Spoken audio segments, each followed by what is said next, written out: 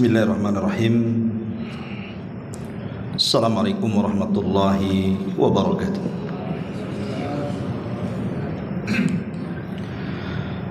Alhamdulillah wassalatu wassalamu ala Rasulillah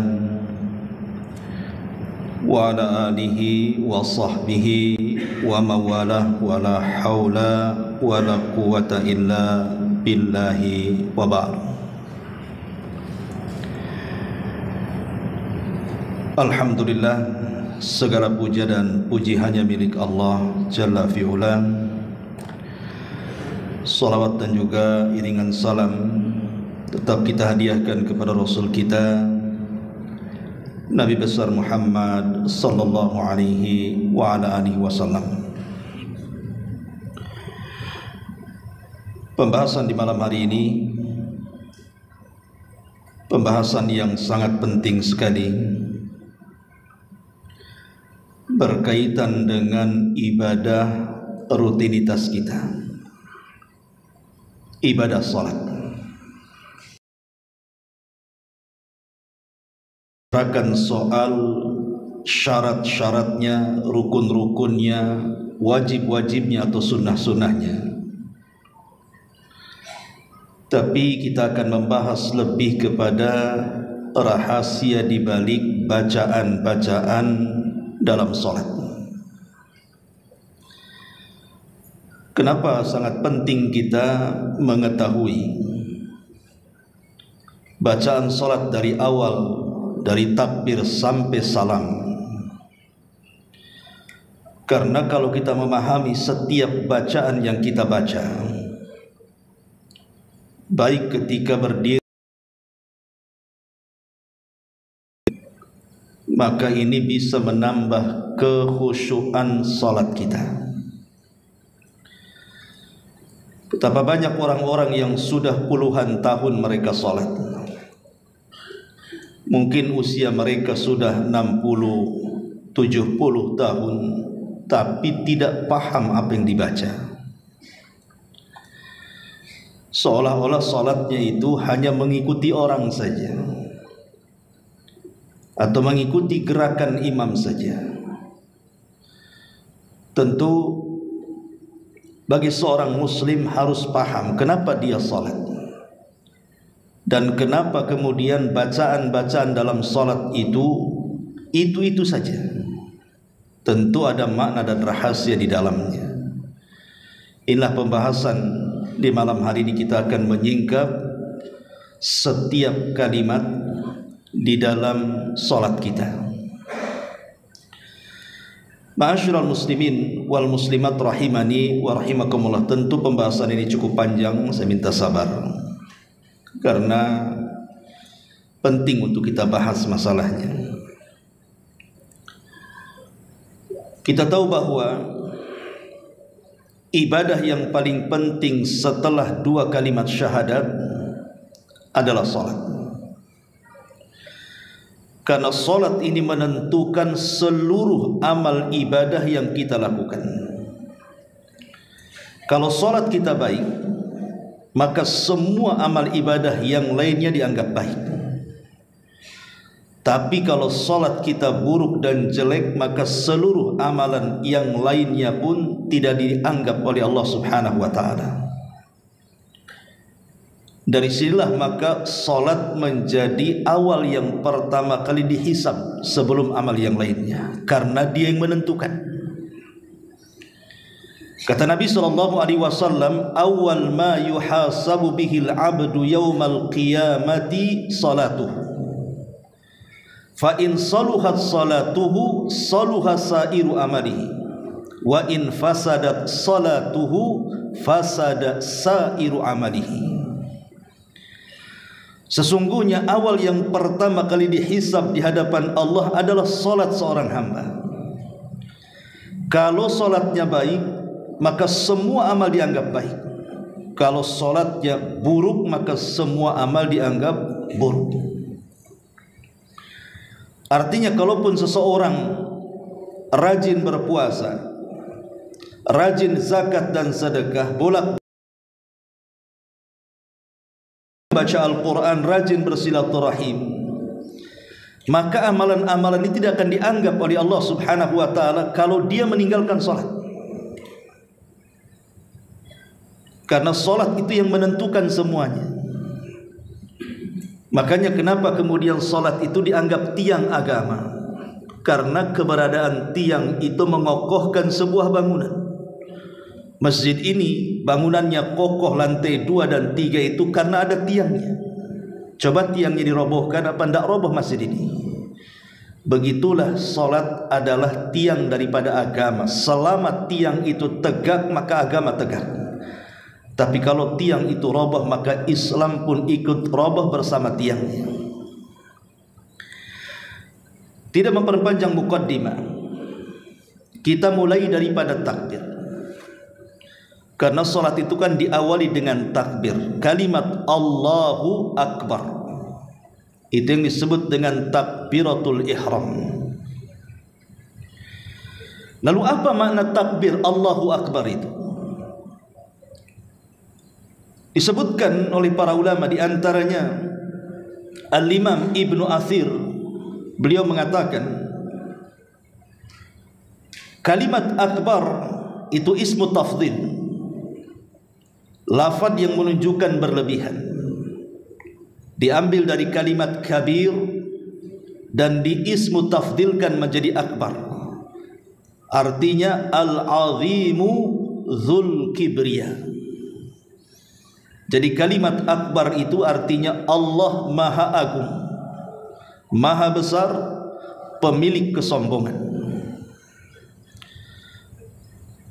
Makanya kenapa kemudian Nabi SAW mengatakan al-kibriya'u ridai wal 'azamatu izari.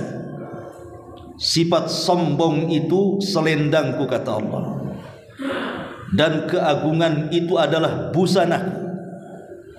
Faman naza'ani wahidan minhuma adkhaltuhu jahannam. Maka siapapun yang merebut salah satu dari dua sifat itu, kulempar dia ke dalam jahannam. Karena yang berhak sombong itu hanya Allah. Tidak ada yang boleh sombong di antara makhluk-makhluknya.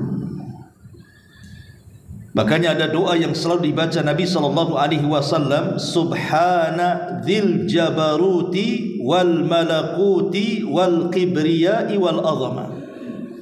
Maha suci Allah yang mempunyai keperkasaan, mempunyai kerajaan penuh, serta kesombongan dan keagungan. Jadi ketika kita katakan Allahu Akbar, berarti kita ini kecil di hadapan Allah. Nabi SAW ketika menceritakan tentang perbandingan langit dengan bumi, kata Nabi SAW, kalau kita datang ke padang pasir yang luasnya sejauh mata memandang itu, dan kita menggunakan cincin di jari tangan kita, lepas cincin itu, letakkan di tengah padang pasir. Cincin itu ibarat buminya, padang pasir itu ibarat langitnya. Begitulah kecilnya bumi di hadapan langit. Itu bumi. Macam mana kita dengan bumi? Makanya kalau kita naik pesawat gitu ya, baru beberapa kaki di permukaan lautan, kita lihat dari kaca pesawat itu ke bawah. Lihat yang di bawah itu. Rumah yang sangat besar dilihat dari atas itu kecil sekali. Bahkan bandara yang sangat besar di atas pesawat itu kecil sekali. Semakin tinggi semakin kecil, semakin tinggi bahkan sampai tidak kelihatan. Macam mana kita yang di situ? Kita ini kecil dibandingkan bumi. Buminya saja dibandingkan langit kecil. Bahkan kalau seandainya langit digabungkan dengan bumi, kemudian dibandingkan besarnya dengan kursi Allah, maka Allah mengatakan wasi'at kursiyyuhus samawati wal ardh. Kursinya Allah itu meliputi langit dan bumi. Sama dengan kita meletakkan cincin di tengah padang pasir. Langit dan buminya itu cincinnya, padang pasir itu kursinya. Dan kalau seandainya kita gabungkan kursi langit dan bumi dengan arsy Allah Subhanahu wa taala, makhluk yang pertama kali diciptakan, maka sama besarnya seperti cincin yang dilempar ke padang pasir. Kursi, langit, bumi itu cincinnya, arsy itu adalah padang pasirnya. Macam mana zat yang menciptakan itu semua? Allahu Akbar. Maka Allah lebih besar dibandingkan makhluknya. Makanya wajar keagungan dan kesombongan itu hanya milik Allah Subhanahu wa taala. Jadi ketika kita mengatakan Allahu Akbar, berarti kita kecil di hadapan Allah. Jangan merasa sombong. Kita sedang menghambakan diri dengan Allah Subhanahu wa taala. Makanya kalimat Allahu Akbar itu kalimat yang sangat agung. Dalam sebuah hadis yang bercerita tentang akhir zaman, nanti kaum muslimin di akhir zaman akan meruntuhkan sebuah negara besar yang namanya Romawi, di mana kerajaannya separuh di daratan dan separuh di lautan. Dengan apa meruntuhkan kerajaan Nasrani di akhir zaman? Hanya dengan ucapan takbir Allahu Akbar. Jadi ketika pasukan Al-Mahdil Muntadhar menyerang kota itu, tidak menggunakan senjata sama sekali, hanya dengan ucapan takbir Allahu Akbar yang pertama, maka sepertiga kerajaan runtuh. Takbir yang kedua, separuh kerajaan runtuh. Dan takbir yang ketiga, seluruh kerajaan runtuh. Itulah dahsyatnya kalimat Allahu Akbar. Ini bukan kalimat biasa Allahu Akbar itu, tapi kalimat pengagungan kita kepada Allah Subhanahu wa taala. Makanya takbir itu bagian daripada syiar salat. Bagaimana orang sebelum salat dia mengumandangkan azan. Dalam azan apa yang dimulakan? Lafadznya Allahu Akbar. Setelah azan ada qomat. Apa yang dimulai lafadz qomat itu? Allahu Akbar. Setelah qomat ada salat.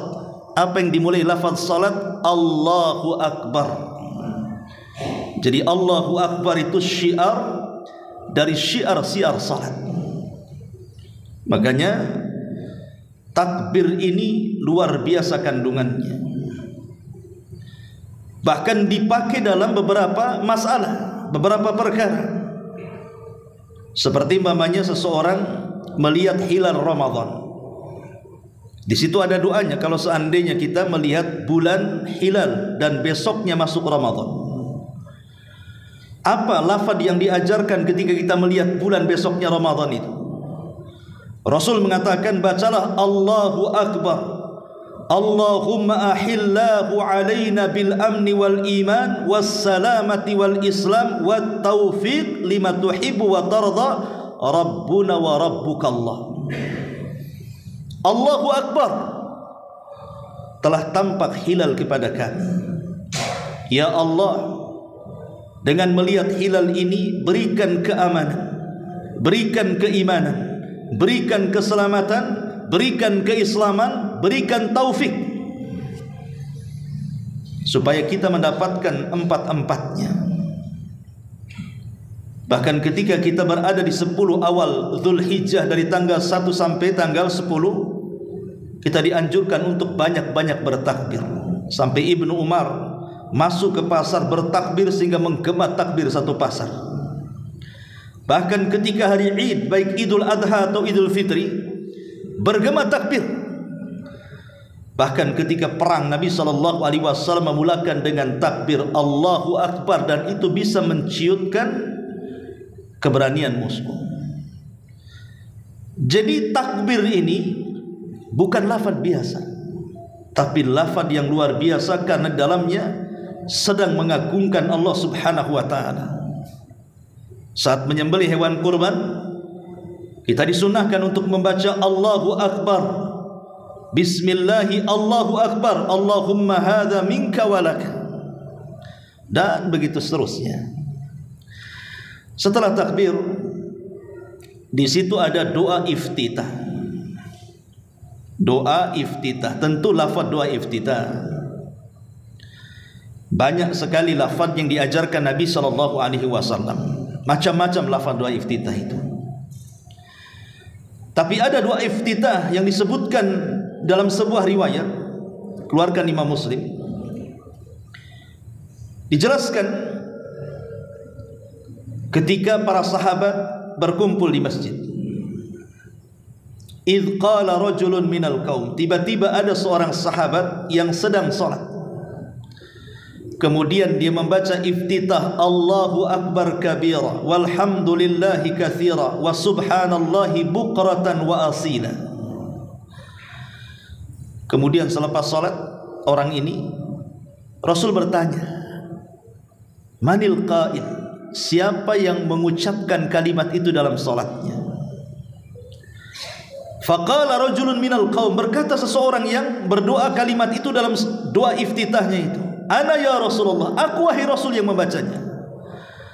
Maka Rasul mengatakan, ajibtulaha, sungguh menakjubkan kalimat yang kau baca itu. Futihat laha abwabus sama, kalimat itu telah membuka seluruh pintu-pintu dalam lapisan langit.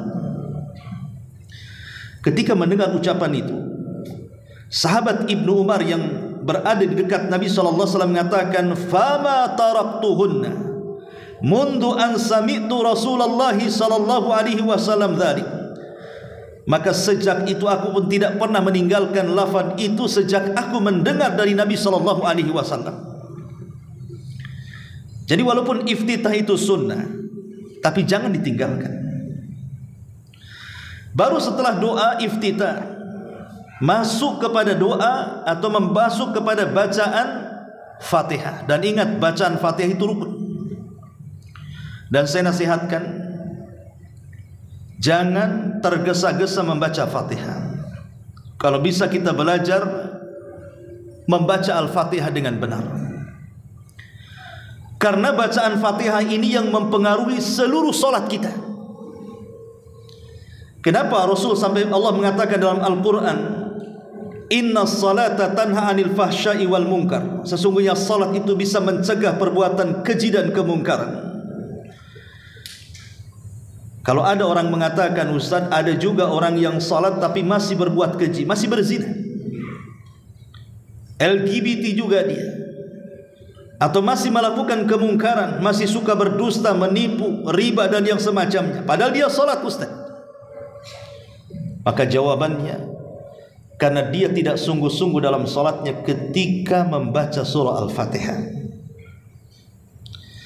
Ma'asyiral muslimin yang dimuliakan Allah Azza wa Jalla, surah Al-Fatihah ini adalah satu-satunya surat secara lengkap yang pertama kali turun. Maksudnya lengkap ya, satu surat. Kalau tidak lengkap ya bukan Fatihah.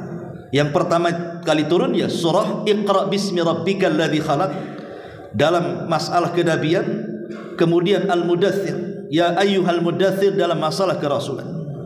Tapi kan hanya 5 ayat saja, tidak secara lengkap. Tapi surah Al-Fatihah ini kalau kita ditanya surat apa yang pertama kali turun secara lengkap, maka kita katakan Fatihah. Tapi kalau tidak lengkap, ya kita katakan ala-ala kemudian Al-Mudaththir. Sama dengan surat yang terakhir turun secara lengkap adalah surah An-Nasr, idza jaa nasrullahi wal fath. Tapi kalau tidak lengkap ya Al-Baqarah, fattaku yauman turja'una ilallah. Artinya bahwa surat ini secara lengkap adalah yang pertama kali turun kepada Nabi SAW dan menjadi rukun daripada rukun-rukun salat. Bahkan tidak sah salatnya kalau tidak membaca Fatihah. Makanya Fatihah itu selalu dibaca setiap rakaat. Kalau surat kan sunnah saja, terkadang dibaca hanya rakaat pertama dan yang kedua kalau isya mungkin ya. Kemudian rakaat ketiga yang keempat tidak perlu baca surat. Atau kalau maghrib baca surat pada rakaat pertama dan kedua, tapi rakaat ketiga tidak. Tapi kalau Fatihah menentukan sah dan tidaknya salat. Jadi kalau orang itu salat, dia baca surah Al-Baqarah, dia baca surah Al-Imran, bahkan seluruh surat dalam Quran dia baca, tapi tidak baca Fatihah, tidak sah salatnya. Tapi kalau orang sholat tidak ada satupun surat yang dibaca, hanya Fatihah saja.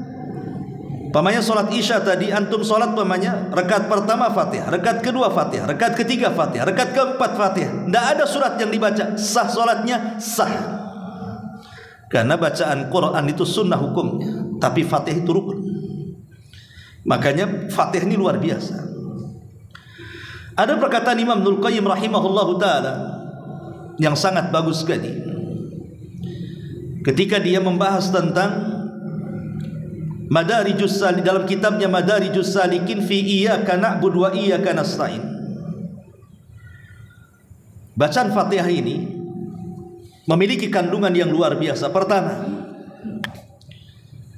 dalam Fatihah ini diajarkan oleh Allah Subhanahu wa taala tentang amal-amal hati yang 3. Ingat, amal hati itu menentukan amal badan. Kalau amal hati tidak ada, maka percuma amal badannya. Dan rukun amal hati itu ada 3. Pertama, perasaan cinta. Yang kedua, perasaan takut. Dan yang ketiga, perasaan harap. Perasaan cinta disebutkan di dalam Al-Quran. Allah mengatakan, Qul in kuntum tuhibbunallaha fattabi'uni yuhibbukumullah. Katakanlah, jika kamu benar-benar mencintai Allah, ikutilah aku. Niscaya Allah akan mencintai kamu dan mengampuni dosa-dosamu. Adapun perasaan takut, Allah katakan dalam surah Al-Anbiya 49, alladzina yakhshawna rabbahum, orang-orang yang takut akan azab Rabb mereka. Alladzina yakhshawna rabbahum bil ghaibi wa hum minas saati musyfiqun. Sedangkan mereka tidak melihatnya dan mereka merasa takut akan tibanya hari kiamat. Adapun perasaan harap, Allah sebutkan dalam surah Az-Zumar 53, Qul ya ibadiyalladzina asrafu ala anfusihim la taqnatu min rahmatillah innallaha yaghfiru dzunuba jami'a innahu huwal ghafurur rahim. Wahai hamba-hambaku yang melampaui batas terhadap diri mereka sendiri, janganlah kamu berputus asa dari rahmat Allah. Sesungguhnya Allah mengampuni dosa-dosa semuanya. Sungguh Dia Maha Pengampun lagi Maha Penyayang. Baik, kita jabarkan sedikit.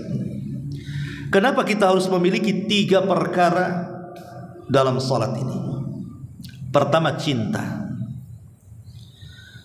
Melaksanakan salat jangan karena keterpaksaan, tetapi tanamkan cinta. Sebab kalau ibadah dikarenakan cinta, maka pasti dia akan sungguh-sungguh untuk meraihnya. Antum kalau cinta sama istri, apapun yang diminta istri pasti dikasih. Itulah perasaan cinta yang membangun kesungguh-sungguhan dalam ibadah. Yang kedua, perasaan harap. Bahwa dalam salat kita ini kita berharap kita diampuni dosa-dosanya. Berharap bahwa dengan salat ini membawa pahala besar. Berharap dengan salat itu menghilangkan seluruh kesusahan. Bahkan berharap dengan salat ini kita mendapatkan jannatul ma'wa, surga yang dijanjikan Allah Subhanahu wa taala. Sehingga ketika ibadah ada harapan, maka betul-betul kita akan mendapatkan kehusyuan. Sama seandainya analoginya seperti ini. Bekerja sama saya akan kasih gaji 1 hari 1 juta. Pasti Anda akan bekerja sungguh-sungguh dengan khusyuk, tanpa ada CCTV pun pasti bekerja. Karena harapannya setelah bekerja mendapatkan uang 1 juta setiap hari, kali sebulan 30 juta. Begitulah kalau ada harapan dalam ibadah itu sorga, maka kita akan sungguh-sungguh meraihnya. Kemudian yang ketiga, al-khauf, perasaan takut. Takut kalau solatnya ditolak, takut kalau solatnya tidak diterima, takut kalau solatnya ini menjadikan diazab oleh Allah Subhanahu wa taala. Karena Allah mengatakan fawailul lil musallin, celaka bagi orang yang salat. Orang salat saja dianggap celaka. Ya, karena alladzina hum an salatihim sahun, karena dalam salatnya lalai dan juga melakukan riya. Dari mana kita ambil perasaan cinta, harap dan juga takut itu? Dari bacaan Al-Fatihah ayat pertama, 2 dan 3. Memang menjadi perselisihan ulama apakah Bismillahirrahmanirrahim itu bagian dari Al-Fatihah atau tidak. Imam Syafi'i mengatakan bagian daripada Al-Fatihah, tapi ulama yang lainnya tidak. Al-Fatihah itu bagian dari Bismillahirrahmanirrahim itu bagian daripada surah An-Naml dan disunahkan dibaca setiap membaca Quran, tapi dia bukan bagian dari Al-Fatihah, karena Al-Fatihah dimulai dari kalimat Alhamdulillahi Rabbil Alamin. Kalimat Alhamdulillahi Rabbil Alamin, alhamdu itu artinya pujian. Alhamdu, aku memuji. Siapa yang dipuji? Allah. Bahwa pujian itu hanya milik Allah subhanahu wa ta'ala. Dan kalimat Alhamdulillah, kalimat pujian itu tidak mungkin kita memuji kecuali karena cinta. Orang kalau sudah cinta pasti memuji, tapi orang kalau benci pasti mencela. Ketika kita kemudian mengucapkan Alhamdulillahi Rabbil Alamin, itu tanda cinta kita kepada Allah subhanahu wa ta'ala dengan cara memujinya, karena orang cinta harus memuji. Tanda benci dia mencela. Makanya lihat kalau ada orang yang melakukan kesalahan dan orang yang melakukan kesalahan itu kita sangat mencintainya, tetap saja kita tutupi kesalahannya, karena pujian itu menganggap semuanya indah di hadapannya. Dan kalimat Alhamdulillah ini kalimat ajaib, dibaca semua manusia, dibaca semua makhluk, dibaca penduduk dunia, penduduk sorga. Coba kita lihat, kalau ada orang sehat kita katakan bagaimana kondisimu, maka dia mengatakan Alhamdulillah saya sehat. Kita datang kepada orang sakit, macam mana kondisimu? Orang sakit mengatakan Alhamdulillah sudah mulai sembuh. Kita katakan kepada orang miskin, bagaimana kondisimu? Alhamdulillah masih bisa makan. Kita katakan kepada orang kaya, macam mana kondisimu? Alhamdulillah bisnis lancar. Alhamdulillah diucapkan orang sakit, orang sehat, orang miskin, orang kaya. Bahkan penduduk sorga juga mengatakan Alhamdulillahilladzi hadana lihadza wa ma kunna linahtadiya laula an hadanallah. Bahkan semua makhluk mengucapkan kalimat itu. Wa im min kulli syai'in illa yusabbihuna bihamdi walakin la tafqahuna tasbihahum. Tidaklah segala sesuatu yang diciptakan Allah, baik gunungnya, baik langitnya, baik buminya, baik lautannya, baik tumbuh-tumbuhannya, baik binatang-binatangnya, bebatuannya, yang padat dan yang cairnya, semua mereka bertasbih. Bagaimana cara tasbihnya? Bihamdi, mengucapkan Alhamdulillah. Kalau Allah takdirkan kita mendengar suara pohon pisang bertasbih kepada Allah, maka kita akan mendengar pohon pisang mengatakan Alhamdulillah. Kalau seandainya tiang-tiang masjid diperdengarkan bagaimana tasbihnya dia kepada Allah, maka kita akan mendengar tiang itu mengucapkan Alhamdulillah. Dan begitu seterusnya. Kalimat Alhamdu adalah pujian dan tidak mungkin terucap kecuali karena kecintaan. Kemudian Allah mengatakan Ar-Rahman Ar-Rahim. Ar-Rahman Ar-Rahim ini sifatnya cuma satu dari kalimat rahmat. Cuman bedanya kalau Ar-Rahman mencakup mukmin dan kafir, kalau Rahim itu khusus bagi orang-orang yang beriman.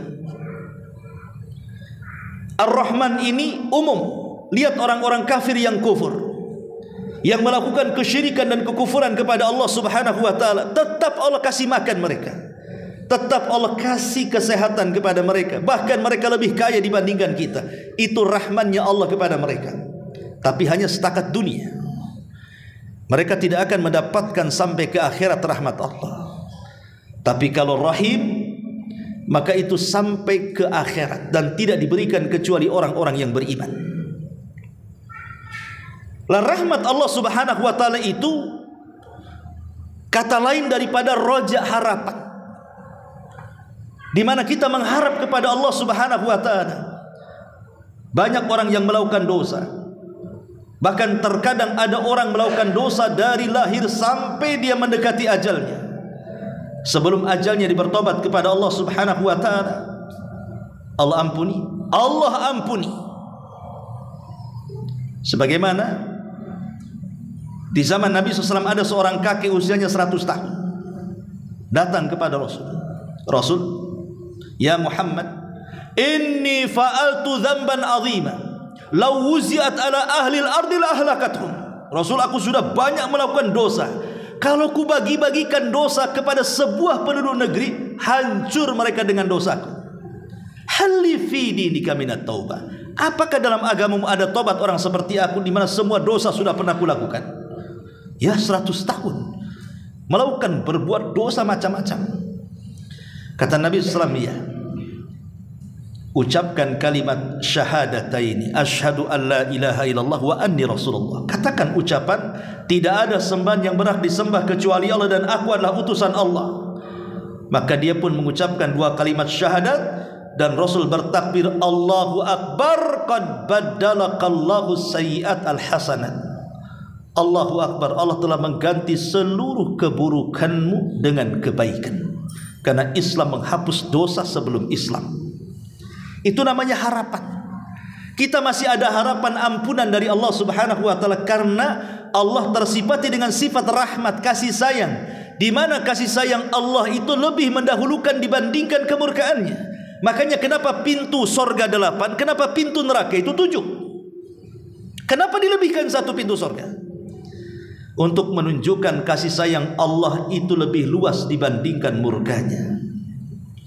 Makanya rahmat Allah luas. Jangan sampai kita putus asa dengan rahmat Allah. Disitulah muncul harapan, raja. Kemudian yang ketiga, maliki yaumiddin. Dari kalimat ini timbul perasaan takut. Kalimat maliki yaumiddin ini diucapkan kapan?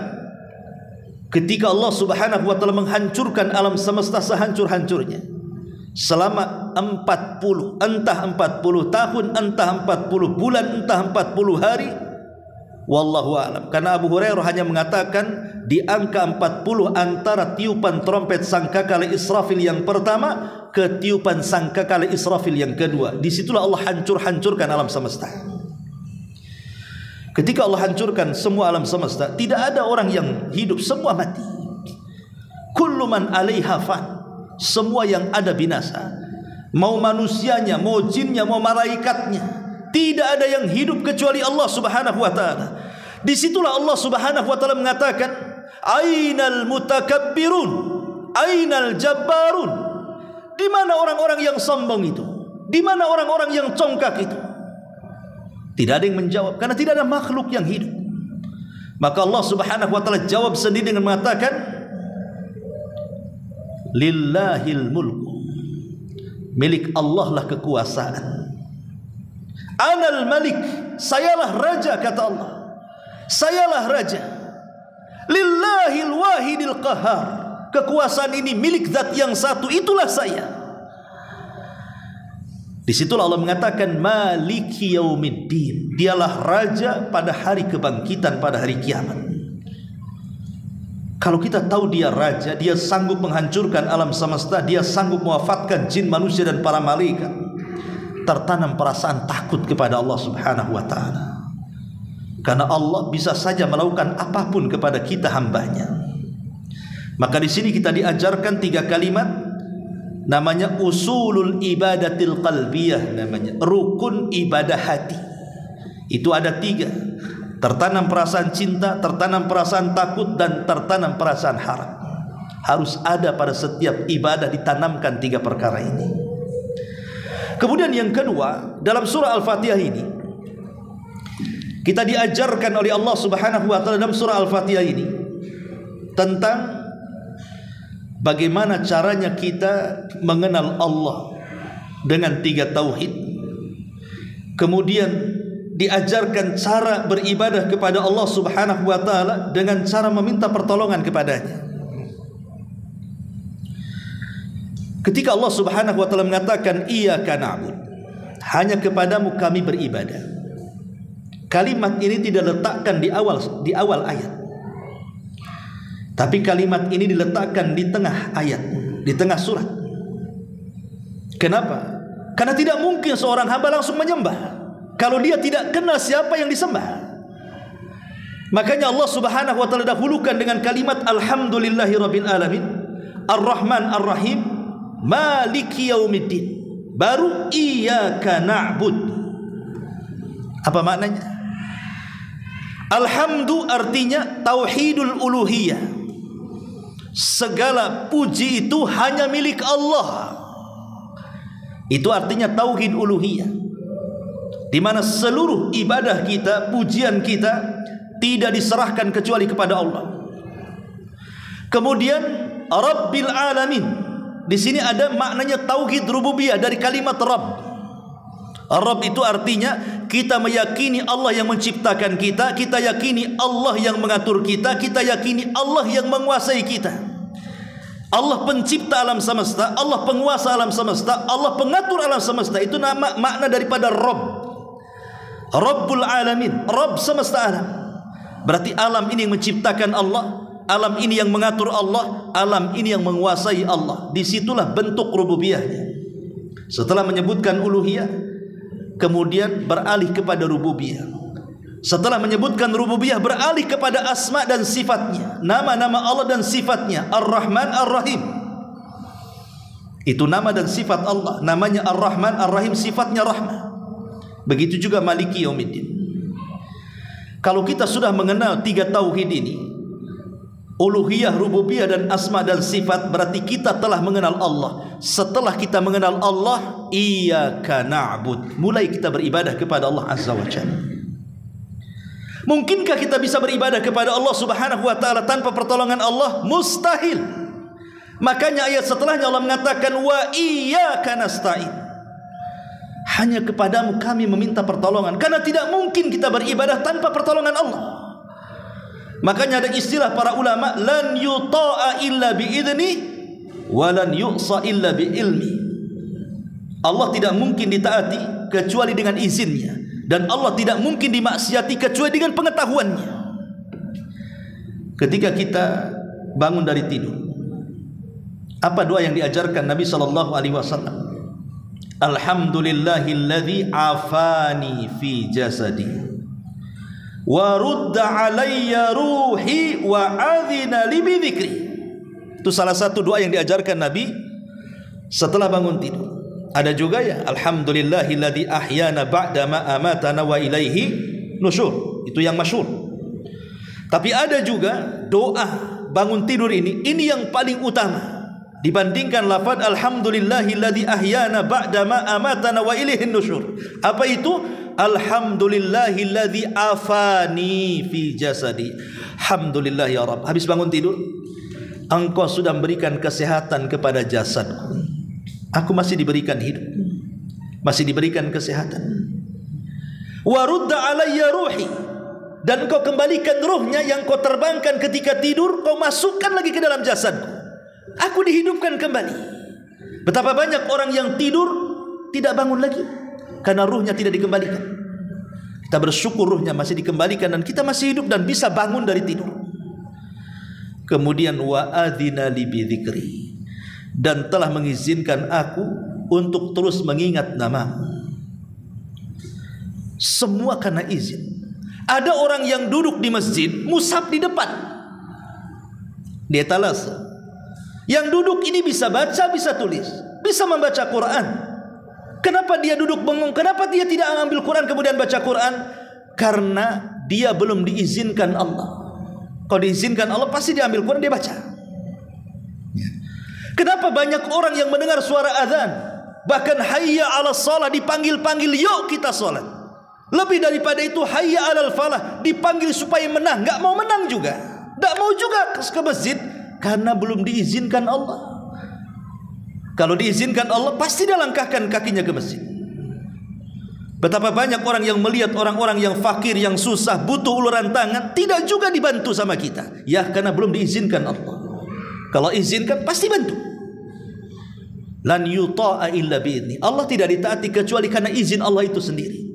Makanya dari sini ibadah tidak mungkin dilakukan kecuali wa iyyaka nasta'in, kecuali kita minta pertolongan kepada Allah. Kalau bukan pertolongan Allah, tidak mungkin Anda hadir di majelis muhajirin di sini.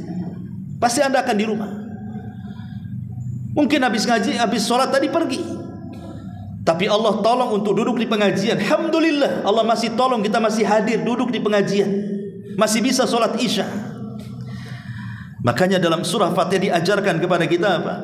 Bagaimana cara mengenal Rabbnya, kemudian beribadah kepadanya, dan minta kepada Allah pertolongan agar kita bisa beribadah kepada Allah Subhanahu wa ta'ala. Ini yang kedua. Yang ketiga, dalam surah Al-Fatihah kita diajarkan tentang meraih sebab hidayah. Hidayah ini mahal, harus kita cari, karena hidayah ini yang menuntun kita ke sorga. Perhatikan di dalam surah Al-Fatihah, Alhamdulillahi Rabbil Alamin, Ar-Rahman Ar-Rahim, Maliki Yaumiddin, Iyyaka na'bud wa iyyaka nasta'in. Setelahnya Ihdina, ya Allah berikan hidayah. Sebelum Allah katakan Ihdinas siratal mustaqim, Allah mulakan dengan kalimat Alhamdulillahi Rabbil Alamin, Ar-Rahman Ar-Rahim, Maliki Yaumiddin, Iyyaka na'budu wa iyyaka nasta'in. Dalam sebuah hadis yang dikeluarkan Imam Muslim, Nabi SAW mengatakan, qasamtus salata baini wa baina abdi nisfaini wa li abdi masal. Allah Subhanahu wa ta'ala berfirman dalam hadis qudsi, aku membagi salat antara aku dengan hambaku menjadi dua bagian, dan bagi hambaku apa yang dia minta pasti kukabulkan. Jadi ketika kita membaca Al-Fatihah, ikhwatu fiddin yang dimuliakan Allah Azza wa Jalla, ibu bapak yang dimuliakan Allah Azza wa Jalla, Fatihah itu bentuk dialog kita dengan Allah sebenarnya. Jadi kalau anda ingin tahu, ketika membaca Fatihah itu bentuk dialog kita dengan, kita sedang berdialog dengan Allah sebenarnya. Karena setiap kalimat-kalimat dalam surah Al-Fatihah itu ada jawabannya. Makanya kenapa kemudian solat itu disebut munajat, bermunajat dengan Allah, berdialog dengan Allah, berjumpa dengan Allah. Alladzina yadhunnuna annahum mulaqu rabbihim. Ketika Allah mengatakan solat itu berat bagi orang-orang kecuali orang yang khusyuk. Siapa orang yang khusyuk? Orang-orang yang yakin ketika dia berjumpa dengan Allah.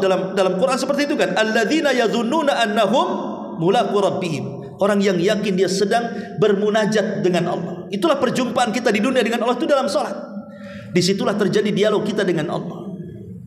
Kata Nabi SAW, idza qala al-abdu, kalau seorang hamba membaca Alhamdulillahi Rabbil Alamin, segala puji hanya milik Allah, maka Allah akan jawab, hamidani abdi, hambaku telah memujiku.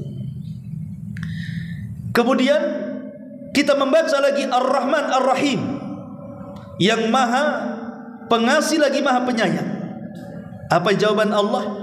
Asna alayya abdi, hambaku sedang menyanjung-nyanjung aku.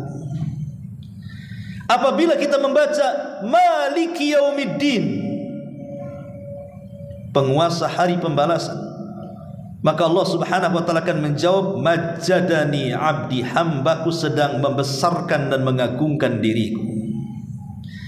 Apabila kita mengatakan Iyyaka na'bud wa iyyaka nasta'in, maka Allah mengatakan hadza baini wa baina abdi wa li abdi masal. Ini hubungan aku dengan hambaku, dan semua permintaan hambaku pasti akan kukabulkan. Perhatikan di sini ada 5 perkara, dan 5-5-nya menjadikan sebab hidayah. Pertama alhamdu, yang kedua as-sana'u, yang ketiga al-majdu, yang keempat al-ubudiyatu, dan yang kelima ad-du'a. Pertama alhamdu. Allah Subhanahu wa ta'ala menjawab hamidani abdi, hambaku sedang memujiku. Pujilah Allah Subhanahu wa ta'ala. Jangan sampai mencela Allah Subhanahu wa ta'ala. Hidup kita harus senantiasa memuji. Alhamdulillah, Allah berikan nikmat, alhamdulillah. Nikmat banyak, alhamdulillah, bi nikmatihi tatimmus shalihat. Nikmat sedikit, alhamdulillah ala kulli hal. Kena musibah, alhamdulillah, Allah masih berikan nikmat kepada kita. Kemudian yang kedua as-sana, sanjungan dengan menyebut nama-namanya. Bukankah nama Allah itu banyak, 99 nama? Sanjunglah Allah dengan nama-nama itu. Kemudian setelah itu al-majdu, agungkan Allah. Jangan sampai kita merendahkan Allah Subhanahu wa ta'ala, besarkan Allah. Kemudian al-ubudiyah, iyyaka na'bud, jadikan hamba kerendahan kita di hadapan Allah. Jangan sombong di hadapan Allah. Kita ini hamba. kemudian berdoalah kepada Allah Azza wa Jalla. Itulah isti'anah wa iyyaka nasta'in. Kalau kita bisa mengumpulkan pujian, sanjungan, pengagungan kepada Allah, kemudian penghambaan kita kepada Allah, kemudian doa kita kepada Allah, maka muncullah kalimat ihdinas siratal mustaqim. Di situ muncul hidayah. Jadi sebab hidayah itu karena 5 perkara. Karena kita pandai memuji Allah, karena kita pandai menyanjung Allah, karena kita pandai mengagungkan Allah, karena kita pandai menghambakan diri kepada Allah, kemudian berdoa kepada Allah, muncul hidayah di situ. Ma'asyiral muslimin yang dimuliakan Allah Subhanahu wa taala. Bahkan dalam surah Al-Fatihah itu ada 3 kalimat yang luar biasa. Pertama rahmat, yang kedua hidayah, yang keempat, yang ketiga nikmat. Rahmat diambil dari kalimat Ar-Rahman Ar-Rahim, sifatnya rahmat. Hidayah diambil dari kalimat ihdinas siratal mustaqim, ihdina ya Allah berikan hidayah. Nikmat diambil dari kalimat alladzi an'amta alaihim. An'amta itu nikmat.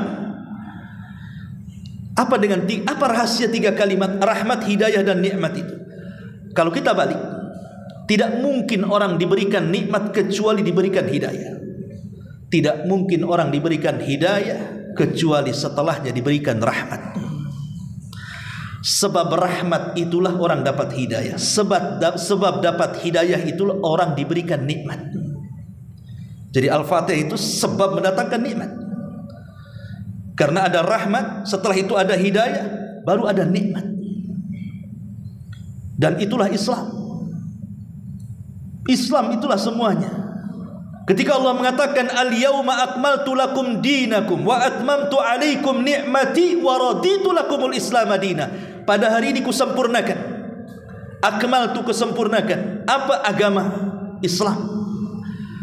Kemudian ku sempurnakan lagi nikmatku untuk kalian. Maksudnya nikmat Islam. Wa raditu lakumul islam madina, dan aku ridho Islam sebagai agama kalian. Di sini ada al-kamal, at-tamam, ar-ridha. Ada penyempurnaan Islam, ada penyempurnaan nikmat, dan ada redha kepada kita tentang Islam. Allah sempurnakan Islam, Allah jadikan nikmat Islam untuk kita, dan Allah redhoi Islam sebagai agama kita.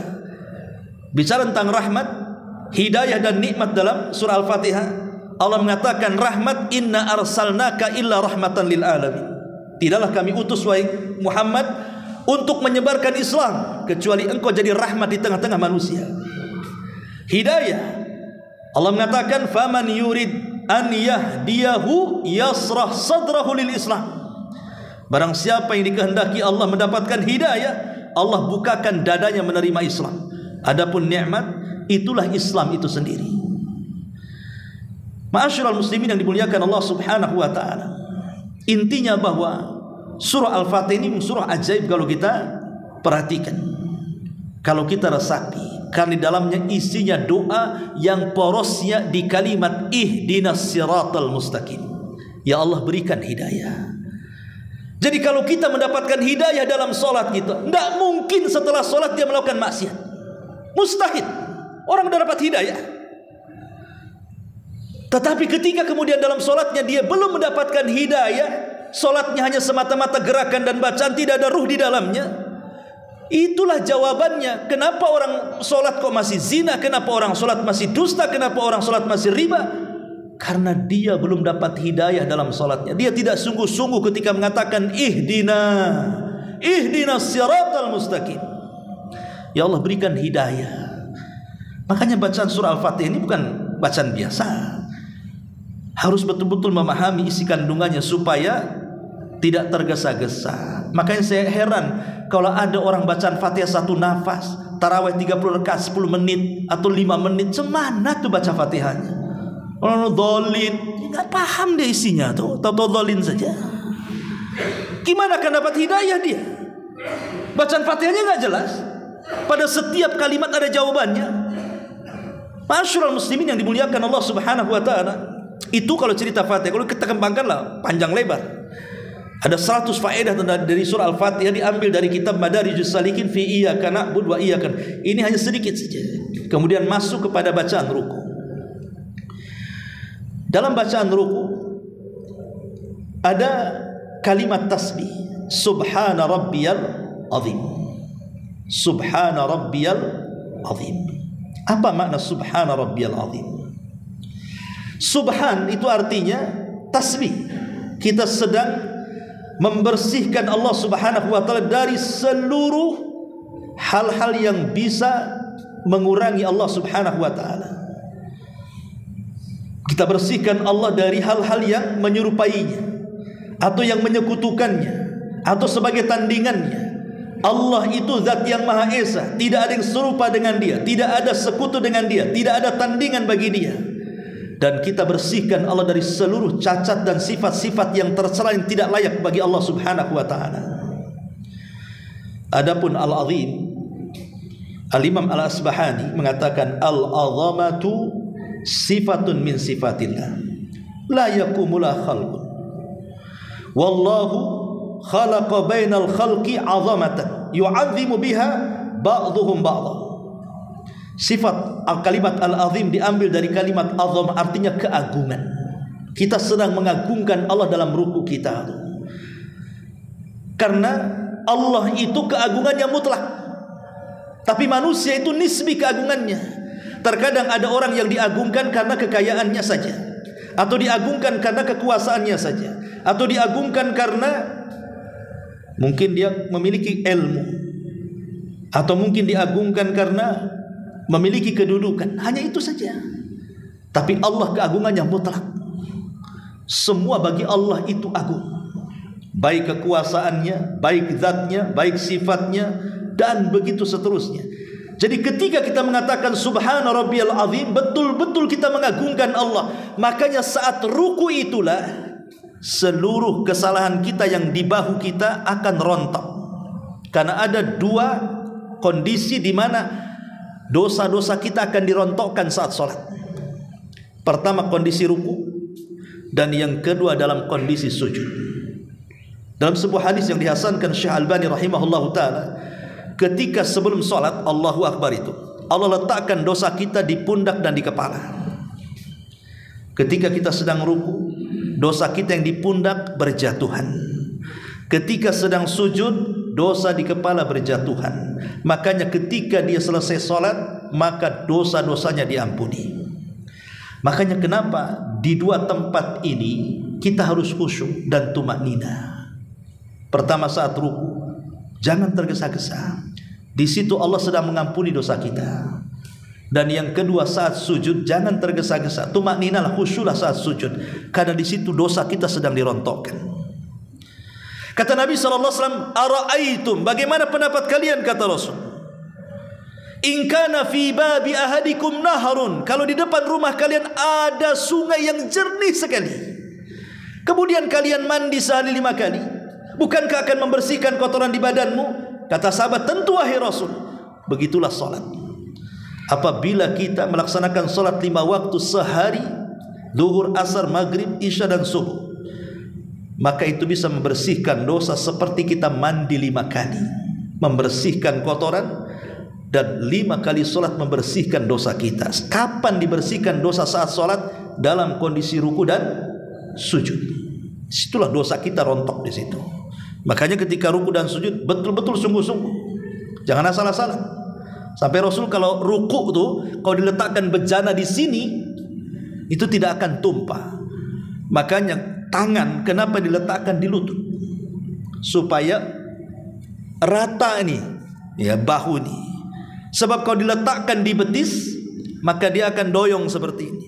Kalau diletakkan di paha, maka akan terangkat seperti ini. Kalau di betis baru dia begini, tumaknina. Pegang betis, jangan paha ataupun pegang lutut, jangan betisnya, atau jangan pahanya, karena itu yang bisa meratakan punggung kita. Begitu juga ketika sujud, jangan sampai kemudian sikut ini menempel di lambung. Itu sujudnya orang malas. Tapi jauhkan sikut ini dari lambung. Begini. Sampai kata Rasul, kalau ada anak kambing masuk, bisa masuk dari sini. Supaya kita tidak malas dalam sujud. Ma'asyiral muslimin yang dimuliakan Allah Subhanahu wa taala. Lah, kenapa kemudian setelah kita bangkit dari ruku ketika i'tidal itu, kenapa bacaannya sami Allahu liman hamidah? Sami Allahu liman hamidah. Sami Allah artinya Allah mendengar. hamidahu, yang memujinya. Kenapa kalimat sami'a diletakkan setelah ruku saat i'tidal? Sami Allahu liman hamidah. Tadi saya sudah katakan bahwa solat itu ketika kita berdiri ada bacaan Fatihah di situ. Dan isi bacaan Fatihah itu adalah pujian-pujian kepada Allah. Kemudian doa-doa kita kepada Allah Subhanahu wa taala. Jadi seolah-olah ketika kita mengatakan Sami Allahu liman hamidah, Allah Maha mendengar. Ketika kita mengatakan alhamdulillah memuji Allah, Allah mendengar kita sedang memujinya. Ketika kita mengatakan Ar-Rahman Ar-Rahim, Allah mendengar ketika kita menyanjungnya. Ketika kita mengatakan Maliki Yaumiddin, kita sedang membesarkan Allah, Allah mendengarnya. Ketika kita mengatakan Iyyaka na'budu wa iyyaka nasta'in, berdoa di situ meminta isti'anah, Allah juga dengar. Ketika kita katakan Ihdinas siratal mustaqim, ya Allah berikan hidayah, Allah dengar dan Allah kabulkan. Sami Allahu liman hamidah. Doa harus yakin bahwa bacaan Fatihah kita ini itu kan ada dua bagian, untuk Allah dan untuk hambanya. Untuk Allah itu maksudnya 3 ayat pertama. Makanya kenapa dalam mazhab Syafi'i membaca Fatihah itu rukun dan harus dibaca kapanpun, walaupun imamnya jahar, imamnya umpamanya maghrib, isya, subuh itu kan dikeraskan, tetap makmum baca Fatihah. Itu mazhab Syafi'i. Tapi mazhab yang lain tidak. Kalau dalam bacaan keras seperti mazhab Hambali mengatakan cukup mendengarkan imam saja, kecuali di solat-solat yang tidak dikeraskan, zuhur dan asar. Yang saya ingin katakan dalam mazhab Syafi'i itu, kalau seandainya orang telat solat nih, jadi masbuk ya, kemudian kita baca Fatihah, Allahu Akbar, Bismillahirrahmanirrahim, Alhamdulillahirabbil alamin, Ar-Rahman Ar-Rahim, Maliki Yaumiddin. Tiba-tiba imam ruku, kemudian kita ruku, maka dianggap dapat 1 rakaat. Kenapa? Karena hak Allah sudah terpenuhi. Sebab Iyyaka na'budu wa iyyaka nasta'in, Ihdinas siratal mustaqim, siratal ladzina an'amta 'alaihim ghairil maghdubi 'alaihim waladdallin. Ini hak hamba. Hak Allah itu cuma 3 ayat pertama saja. Alhamdulillahirabbil alamin, Ar-Rahman Ar-Rahim, Maliki Yaumiddin. Sampai di sini hak Allah. Jadi kalau ada orang masbuk baru 3 ayat di sini, berarti sudah dapat 1 rakaat. Tapi kalau baru alhamdulillah kemudian ruku, dalam mazhab Syafi'i tidak mendapatkan 1 rakaat. Tapi kalau mazhab yang lain, yang penting dapat ruku, dapat 1 rakaat kan gitu ya. Itu masalah fikih lah, kita nggak usah bahas.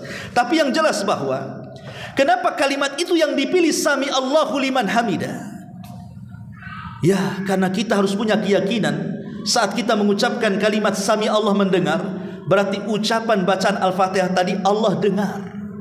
Doa-doa kita Allah dengar, permintaan hidayah kita Allah dengar, dan kita berharap Allah mengabulkannya, dan pasti Allah mengabulkannya kalau kita sungguh-sungguh memintanya.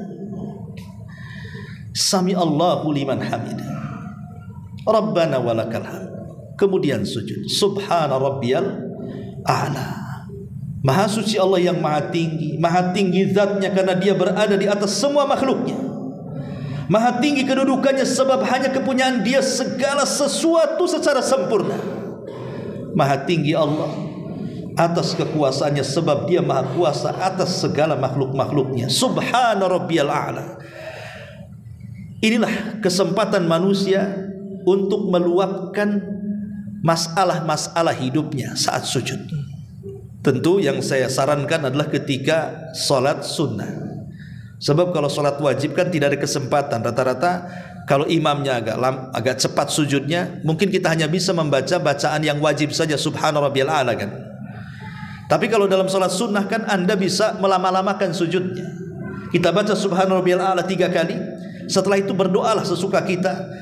Uraikan permasalahan hidup kita dalam sujud ini. Entah Anda sakit minta disembuhkan, entah Anda ekonominya minta dilancarkan, entah rumah tangganya berantakan minta diuraikan, dan begitu seterusnya. Adukan masalah kita saat sujud itu.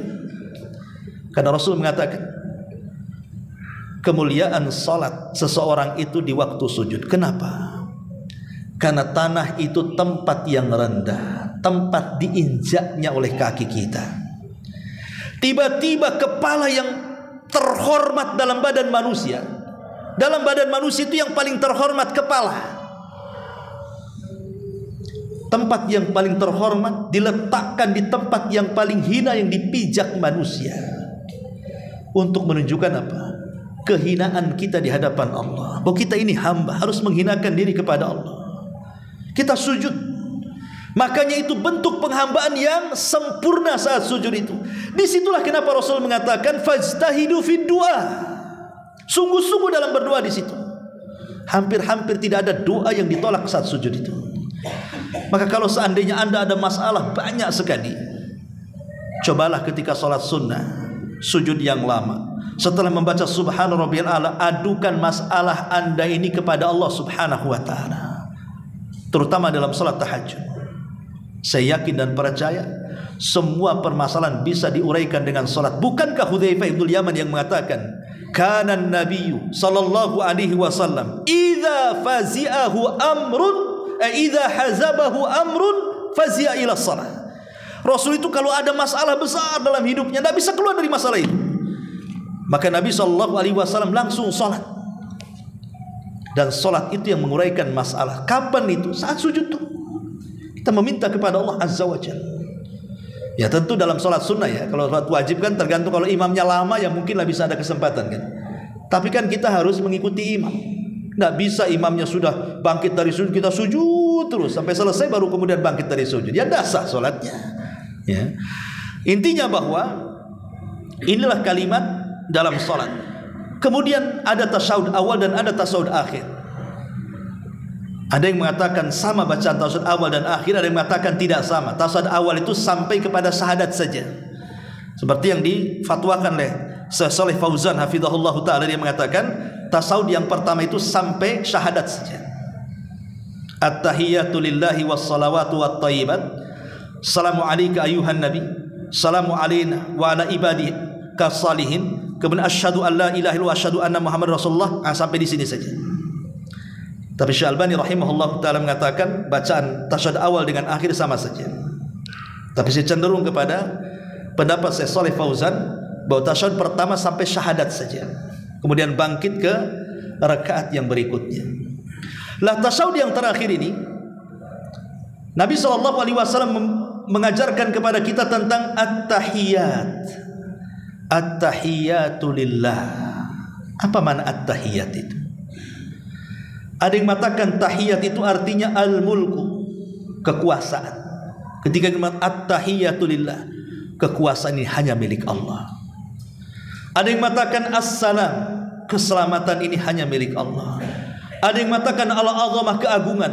At-tahiyat keagungan semua milik Allah. Ada yang mengatakan al-baqa, kekekalan itu hanya milik Allah. Jadi mana tahiyat itu macam-macam.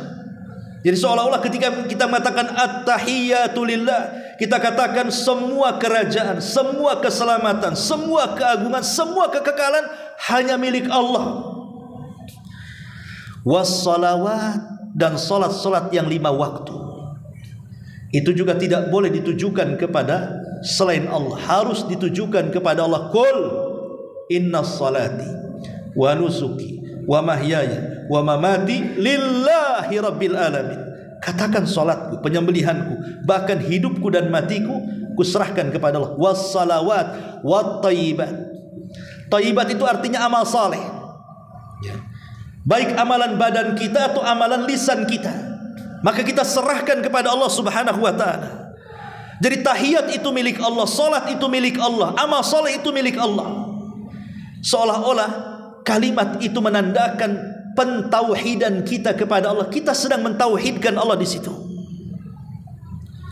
Baru setelah kita membaca at-thayyibatu lillah, baru kita ucapkan salam. Assalamu alayka ayyuhan nabi. Ini kan kalimat mukhatab, ikhwan. Keselamatan bagimu wahai nabi. Apakah nabi hidup di hadapan kita sehingga kita menyapa dia? Sehingga ada sebagian ulama mengatakan diganti lafaznya dengan assalamu ala nabi, bukan assalamu alayka ayyuhan nabi, karena kalimat ayyuha itu orangnya di depannya masih hidup. Tapi ulama mengatakan itu hanya lafaz saja. Boleh assalamu ala nabi, boleh assalamu alayka ayyuhan nabi. Kan alayka kepadamu, seolah-olah orangnya di depannya. Boleh dibaca dua-duanya. Tapi apa sih maknanya? Kenapa kita disuruh mengatakan assalamu alayka ayyuhan nabi? Begini ikhwatu fiddin, dalam salat itu ada dua perkara. Kalau salat kita ingin diterima, lakukan dua perkara. Pertama, tanamkan keikhlasan. Yang kedua, mutaba'atul rasul. Tanamkan ittiba, mencontoh Nabi. Keikhlasan ditanamkan dalam salat saat berdiri. Iyyaka na'budu wa iyyaka nasta'in. Itu keikhlasan. Kemudian ittiba, disilah kalimat ittiba, assalamu alayka ayyuhan nabi. Seolah-olah kita katakan, kalau bukan engkau wahai nabi, tentu kami tidak salat, bahkan tidak beriman pun. Kalau bukan engkau wahai nabi, tentu kami tidak mungkin mampu beribadah kepada Allah Subhanahu wa taala. Jadi kalimat assalamu alayka ayyuhan nabi, di sini ada tuntutan kalimat sallu kama raaitumuni usalli. Salatlah kalian sebagaimana kalian melihat aku salat. Kita diingatkan dengan Nabi bahwa solat kita ini adalah berkat Nabi, diutus oleh Allah kepada kita, diajarkanlah solat kepada kita. Maka jangan sampai kita melakukan gerakan bacaan solat yang di luar dari tuntunan Nabi SAW. Karena kalau bukan karena Allah kemudian Nabi kita, tentu kita tidak mengenal solat. Kita mengenal solat itu karena Nabi kita. Ma'asyiral muslimin yang dimuliakan Allah Azza wa Jalla, baru kita doakan kepada diri sendiri. Assalamu alayka ayyuhan nabi wa ala ibadikas salihin. Kitalah hamba-hamba Allah yang saleh. Minta kepada Allah agar kita menjadi hamba yang saleh, supaya ketika selesai solat kita tidak melakukan perbuatan keji dan kemungkaran. Baru setelah itu kita mengucapkan syahadat. Syahadat itulah persaksian kita yang menjadikan kita selamat dunia akhirat. Kalimatul la ilaha illallah, kalimat penyelamat. La ilaha illallah itu kalimat yang pertama diwajibkan untuk diucapkan oleh hamba, dan yang terakhir kalimat yang diwajibkan untuk hamba. Rasul mengatakan, lakinu mautakum bila ilaha illallah. Ejahkan orang yang sedang sakaratul maut dengan kalimat la ilaha. Kenapa? Ingat ikhwan, fitnah yang paling besar setelah fitnah rahim. Maksudnya kalau kita dalam janin kita, insya Allah masih tidak akan diganggu setan. Kenapa bayi itu disebut janin itu dalam rahim? Apa sih rahim itu? Kenapa diambil dari kalimat rahim? Rahim ibu kita. Rahim itu diambil dari rahmat. Artinya bayi itu kalau masih dalam perut itu masih mendapatkan rahmat Allah. Makanya dia itu diberikan makan, diberikan minum, diberikan nyawa, diberikan oksigen. Tidak mati padahal dalam rahim loh ya. Tidak ada yang antar makanan, tapi dihidupkan 9 bulan karena rahmat, makanya disebut rahim. Tapi kalau sudah brojol, rahmat sudah nggak ada. Dia akan diberikan berbagai macam fitnah-fitnah. Makanya nanti setelah kita membaca syahadat, kita dituntut untuk, ini hukumnya sunnah, tidak wajib, berlindung dari 4 perkara kan. Allahumma inni a'udzubika min adzabi jahannam wa min adzabil qabri wa min fitnatil mahya wal mamat wa min fitnatis syarril masihid dajjal. Di sini ada kalimat dari fitnah kehidupan dan kematian. Itulah ketika orang brojol ke dunia, maka dia dihadapkan dengan 2 fitnah. Pertama fitnah kehidupan, dan yang kedua fitnah kematian. Fitnah kehidupan macam-macam. Kita akan diberikan sakit, sabar nggak dengan sakit kita? Kita akan diberikan kefakiran, sabar enggak dengan kefakiran kita? Kita akan diberikan dengan berbagai masalah. Mungkin manusia memfitnah kita, menggibah kita, membuli kita, merendahkan kita. Sabar enggak menghadapinya? Itulah fitnah kehidupan. Setiap manusia pasti diuji. Ahasiban nas an yutraku an yaqulu amanna wa hum la yuftanun. Apakah manusia mengira setelah mengatakan kami beriman mereka tidak diuji? Bahkan mereka akan diuji oleh Allah Subhanahu wa taala. Wa nabluukum bisyarri wal khairi fitnah. Tetap mereka akan diuji baik dengan nikmat atau dengan musibah, dua-duanya ujian bagi manusia. Tapi yang paling berat bukan ujian kehidupan, tapi ujian saat kematian. Itu paling berat. Kenapa? Karena setan iblis khususnya kalau melihat ada orang yang sedang sakaratul maut, maka dia akan kerahkan bala tentaranya, dia akan kerahkan pasukannya untuk menyerang orang yang sedang sakaratul maut. Jangan sampai dia husnul khatimah, buat dia sakaratul maut su'ul khatimah. Itu yang paling bahaya. Dengan cara apa? diberikan banyak was-was. Was-was yang sangat banyak dalam otak yang orang yang sedang sakaratul maut itu. Boleh jadi dimasukkan perasaan bahwa dia mendengar di sana ada tukang sihir tertentu atau dukun tertentu yang bisa menyelamatkan saya. Pokoknya kalau ada siapapun yang bisa menyembuhkan saya, entah dia dukun, entah tukang sihir, saya siap diobati. Padahal dia menjelang sakaratul maut dibuat was-was seperti itu. Kalau ada pikiran seperti itu, dia mati, berarti mati di atas kesyirikan. Makanya kenapa Allah mengatakan hatta idza balagatit taraqi wa qila man raq. Ketika nyawa sampai di tenggorokan, Allah katakan apa? Wa qila man raq. Siapa yang bisa meruqyah dia? Enggak ada yang bisa meruqyah dia, enggak bisa mengobati dia. Kalau nyawa di sini pasti mati. Makanya kemudian dia teringat, siapa yang bisa meruqyah dia? Setan datang, ada yang bisa meruqyah kamu. Kemudian diberikan was-was dan mengatakan, enggak apa-apalah, mau dukun mau apa, kalau bisa menyembuhkan saya silahkan. Makanya di situ orang yang mentalkin itu menghilangkan was-was, lakinu mautakum bila ilaha illallah. Ejahkan kepada orang mati yang sedang sakarat itu kalimat la. Kalau dia sampai mengatakan la, tidak, artinya dia menolak was-was syaitan. La ilaha, tidak ada sembahan yang berhak disembah illallah kecuali Allah. Dia tolak semua was-was itu. Kalau dia sampai mengucapkannya, man kana akhiru kalamihi la ilaha illallah dakhalal jannah. Siapa yang akhir ucapannya kalimat la ilaha illallah, pasti masuk surga. Itulah syahadat. Ya. Baru di situ ada solawat. Dan ingat bahwa lafaz salawat terbaik adalah salawat Ibrahimiyah. Lafaz salawat itu banyak, tapi lafaz salawat, kalau ingin kita bersalawat sungguh-sungguh kepada Rasul, gunakan salawat yang ada pada tasyahud. Allahumma salli ala Muhammad. Lafaz Bukhari ya. Allahumma salli ala Muhammad wa ala ali Muhammad kama sallaita ala Ibrahim wa ala Ibrahim innaka Hamidum Majid. Allahumma barik ala Muhammad wa ala ali Muhammad kama barakta ala Ibrahim wa ala ali Ibrahim innaka Hamidum Majid.